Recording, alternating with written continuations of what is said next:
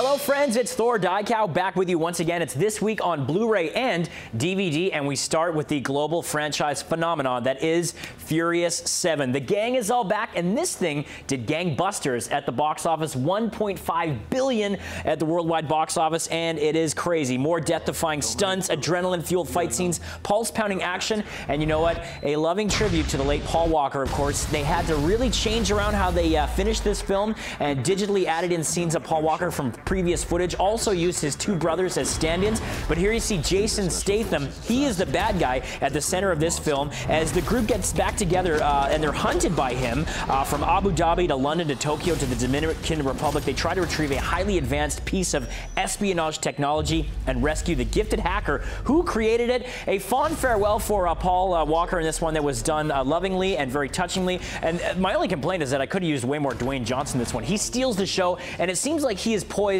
to sort of take over as the lead in the franchise, because you can best be sure they're going to be making more of these. But Furious 7, satisfied on many levels, and I saw Kurt Russell in there too. Got to give a shout out to him because I really enjoyed what he did in this film. But it was nice to see the gang back together, and they did a very nice farewell to the late Paul Walker, who will be missed in the franchise, and it continues to just break records, this movie as well, and will do very well, I think, on home viewing.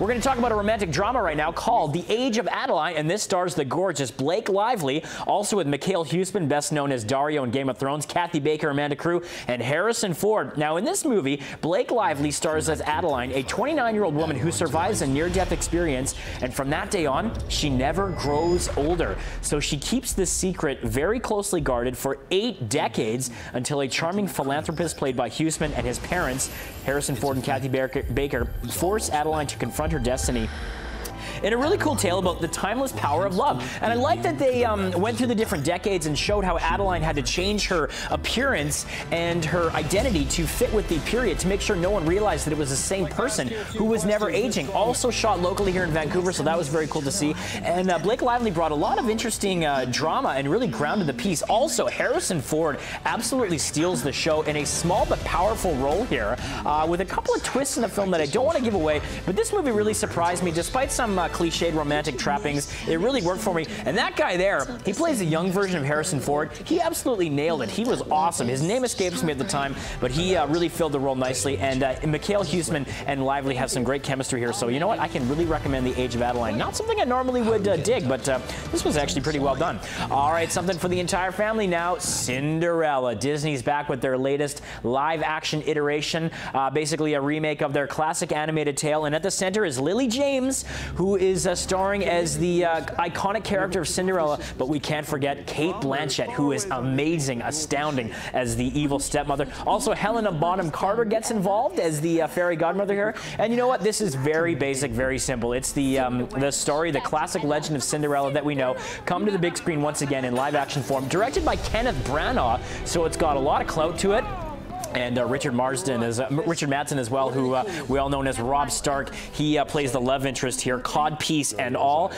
You know, despite the familiarity of the story, it really worked. It was colorful, it was inventive. I enjoyed the production design. The acting was all on point, and it actually had some decent script to it as well. And just enough whimsy and magic while having the good drama and not too silly nature that I think the entire family will enjoy. So a lot to enjoy here for the kids, and the adults won't be bored as well. It's got 12 minutes of additional scenes, including an alternate opening. Plus, get this, kids, the Frozen Fever theatrical short. We know you love it.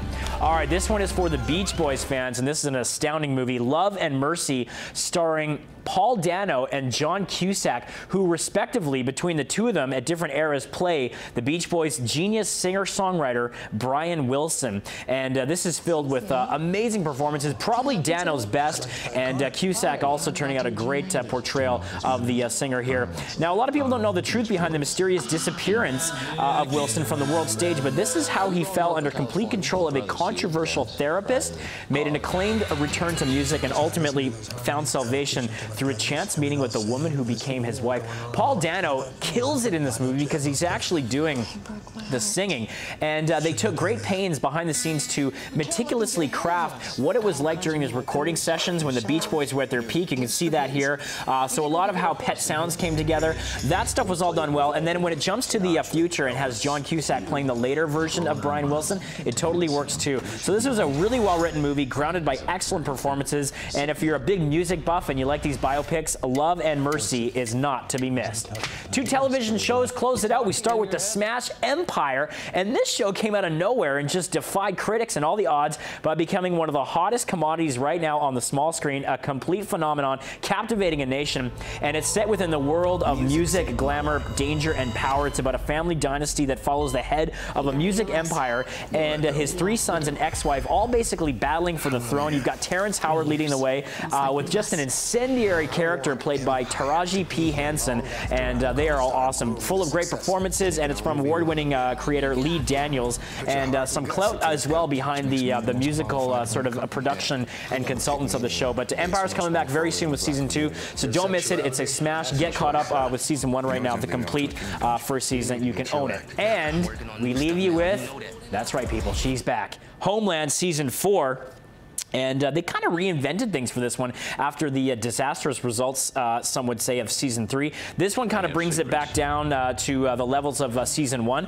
In her new role as CIA Station Chief, Carrie, played here, of course, by Claire Danes, convinces Saul and Quinn to help her hunt down one of the world's most dangerous terrorists. But when she recruits a young Pakistani as an asset, the lines between right and wrong blur, and the operation, as it sometimes does on Homeland, spins out of control. Really enjoyed how they brought things back and gave it a lot of legitimacy and clout in season 4. A return to form for the beloved Homeland. There you go, people. No, Carrie, will you ever win?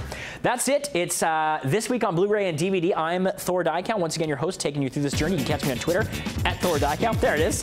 We'll see you next week on BreakfastTelevision.ca.